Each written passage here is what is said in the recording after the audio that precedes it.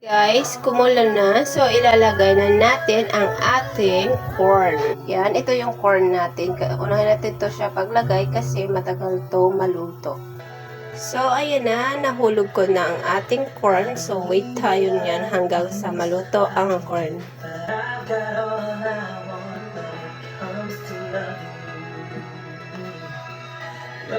Ng corn, ilalagay naman natin ang ating carrots. Haluin and lutuin ulit. Okay, maglagay ng isang 1 cup kapag kailangan kasi konti na lang yung sabaw ko. Lagay tayo ng 1 cup.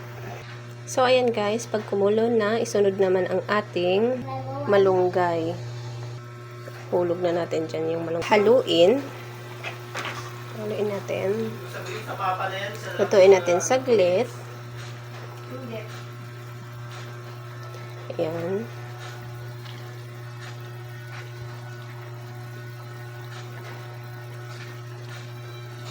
Okay, maglagay natin ng pampalasa.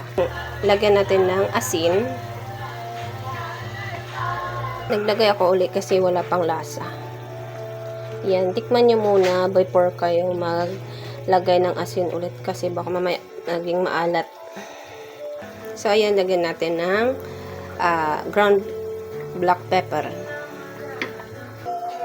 Next ay magdilat tayo ng cornstarch. Dilat ba ang pronunciation nun? Yan. Tapos, ihalo na natin siya dito. Haluin. Dapat yung yung soup niya is medyo malapot. So, dapat ganito yung magiging sabaw niya. So, tikman natin uli. Ayan, naglagay ako ng magic sarap. Pampalasa. Ayan, kapag luto okay na, ilagay naman natin ang ating pinatil na itlog. So, ayan, kulong-kulo na siya. Lalagay natin yan siya ng dahan-dahan. Tapos, haluin. Haluin natin ng padandahan. Ayan. Tapos, ilagay naman natin yung natira. Ayan. Mix ulit natin. So, ayan na siya, guys. So, dapat ganyan yung niya, texture niyang soup niya. Consistency ba yung tawag niya? Yan. So, ayan na guys. Tinikman ko. Okay na ang lasa. Masarap na. So, ayan. Pag nalagay na lahat ng ingredients, at luto na yung mga ating mga gulay. So, ayan na. Luto na yan siya. So, ayan na. Kain na tayo.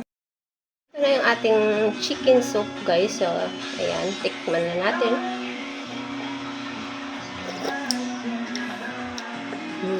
Sarap.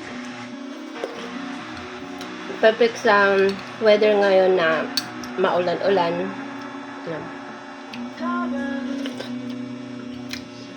So nga pala guys, pwede kayo gumamit ng chicken breast. Kung wala naman chicken breast, pwede yung kung anong available na chicken sa loob ng ref natin. Ang sarap guys. Try nyo na din po ito. So, ayan. Like nyo na din po. Salamat. Thank you. Thank you for watching.